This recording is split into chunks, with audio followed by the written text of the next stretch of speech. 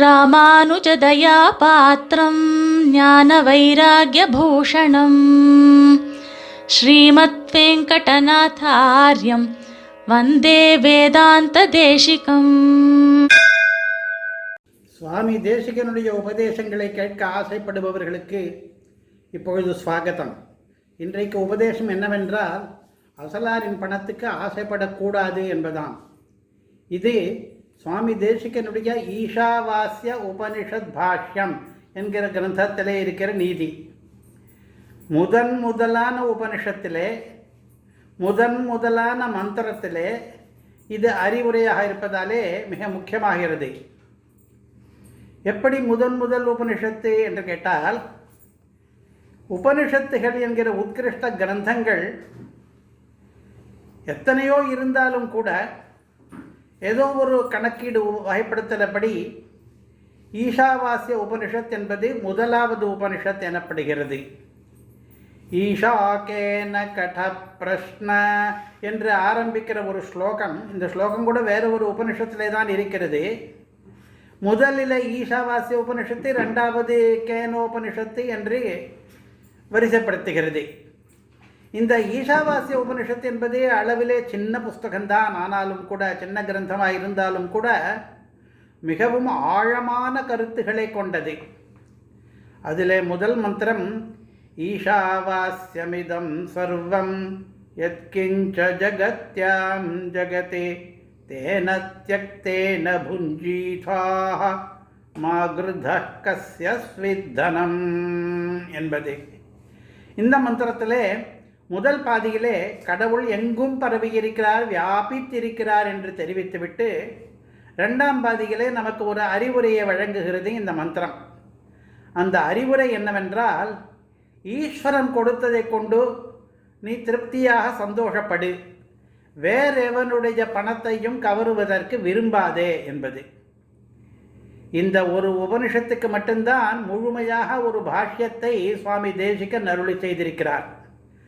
அதில் அவர் அருளுகிற அர்த்தம் இதோ: கஸ்யாபி பந்தோரபந்தோர்வா தனம் மா கிருதஹ மா அபிகாங்க்ஷஹ. இதனுடைய அர்த்தம், உறவுக்காரனாக இருந்தாலும் உறவு இல்லாதவனாக இருந்தாலும் இன்னொருத்தன் பணத்துக்கு ஆசைப்படாதே என்பது. உறவு பற்றி மூலத்திலே ஒன்றுமே இல்லையே, பாஷ்யத்திலே எதற்கு அதை நுழைத்திருக்கிறார் என்று யோசிக்கணும். லோகத்திலே வருகிற பணத்தகராறுகளிலே ரெண்டு வகை.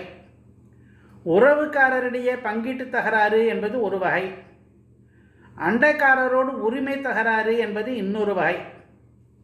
கஸ்யஸ்விதி என்ற பதம் மந்திரத்திலே இருக்கிறது.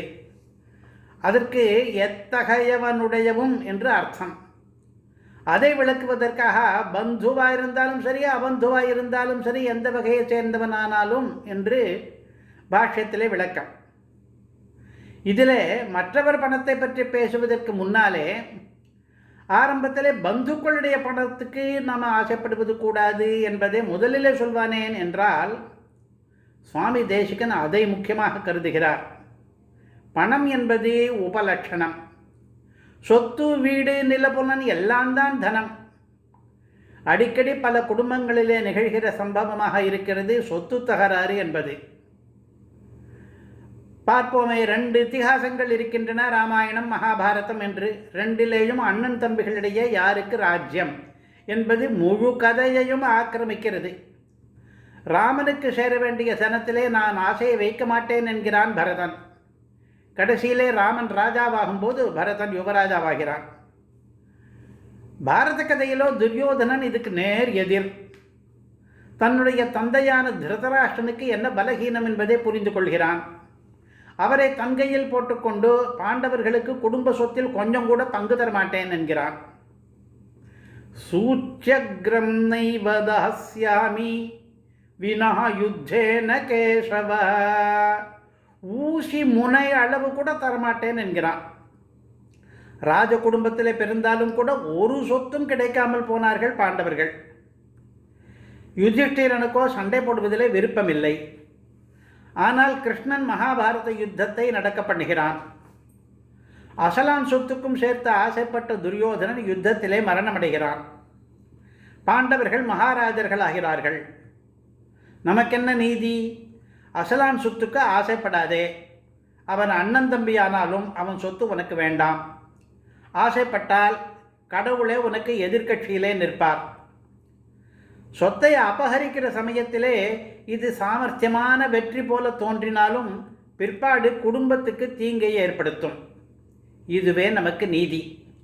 வாழ்க்கையிலே எப்போதும் பிறனுக்குரிய பணம் நம் கையில் வராமல் நாம் பார்த்து கொள்ள வேண்டும். இது இறைவனுடைய கட்டளை. ஏனென்றால் உபனிஷத்திலே இருக்கிறது, நமக்கு வேண்டவே வேண்டாம் அசலானை சேர வேண்டிய எந்த சொத்துமே. தேன தியக்தேன புஞ்சீதாக என்கிறது விதிவாக்கியம். பகவான் கொடுத்த பொருளாலே திருப்திப்பட வேண்டும். அதற்கடுத்ததாக மாகிருதனம் என்பது நிஷேத வாக்கியம். எவனுடைய பணத்துக்கும் ஆசைப்படாதே என்று. இங்குள்ள கிருதா என்கிற பதம் நம்மை கவருகிறது. ஆங்கிலத்தில் இருக்கிற கிரீத் என்கிற பதத்துக்கு முன்னோடியாக இருக்கும் போல் இருக்கிறது. இதரர்களுடைய சொத்திலே ஆசை வைக்கக்கூடாது என்கிற இந்த கருத்தை ஏற்றுக்கொண்டு ஆழ்வார்களிலே ஒருவர் நயவேன் பிறர் பொருளை என்று பாடுகிறார். பிறர் அசலாருடைய பொருளை சொத்துக்கு நயவேன் ஆசைப்பட மாட்டேன் என்று. நம்மாழ்வாரும் திருவாய்மொழியிலே சுற்றத்தவர் பிறரும் அணைய வந்த ஆக்கமுண்டேல் அட்டைகள் போல் சுவைப்பர் என்று நிந்திக்கிறார். சுற்றத்தவர் பிறரும் ஆக்கம் சுவைப்பர் என்கிற ஆழ்வார் சூக்தியை சம்ஸ்கிருதத்திலே அனுவாதம் பண்ணி சுவாமி தேசிகன் சொல்கிறார். பதத்துக்கு பதம் அனுவாதம். சுற்றத்தவர் பந்தோ பிறரும் அபந்தோர்வா ஆக்கம் தனம் சுவைப்பு அபிகாங்ஷா இருவரையும் ஒன்றையே வெவ்வேறு பாஷைகளில் சொல்லுகிறார்கள். ஆழ்வார் உலக இயல்பாக சொன்னதை தேசிகர் நமக்கு அறிவுரையாக மாற்றித் தருகிறார். உபனிஷத்தை பின்பற்றித்தான் இருவரும் உபதேசித்திருக்கிறார்கள். ஸ்ரீமத் ராமாயணத்திலே ராமர் அகமேவா ஹரிஷ்யாமி என்று சொல்லி பிறர் சம்பாதித்ததை அவர்களே கொடுத்தாலும் கூட வேண்டாம் என்று நிராகரிக்கிறார். சர்வேஷாமேவ சௌச்சானாம் அர்த்தசௌச்சம் பரம் ஸ்மிருதம் என்று ஆரம்பித்து மனுஸ்மிருதி என்ன சொல்லுகிறது? யோர்த்தே சுச்சி சஹி சுச்சிஹி நமிருத்வாரி சுச்சி சுச்சிஹி என்கிறது. எல்லா தூய்மைகளிலும் முக்கியமான தூய்மை எது என்றால் அது பண தூய்மை என்கிற அர்த்த சுத்தி. எவன் பண விஷயத்திலே பரிசுத்தனோ அவனே பரிசுத்தன். மண்ணாலும் கையாலும் மண்ணாலும் ஜலத்தாலும் அலம்புகிற உடல் தூய்மை என்பது அவ்வளவு முக்கியம் கிடையாது. அது இரண்டாம் பட்சம்தான்.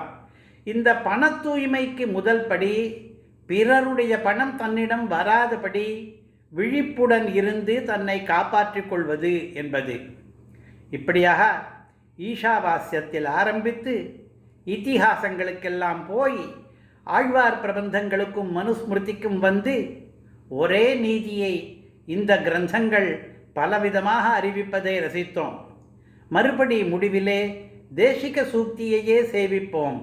கஸ்யாபி பந்தோரபந்தோர்வா தனம் மாக்ருதஹ மாபிகாங்க்ஷஹ வந்தே வேதாந்த தேசிகம். कवितार्किक सिंहाय कल्याण गुणशालिने श्रीमते वेंकटेशाय वेदांत गुरवे नमः.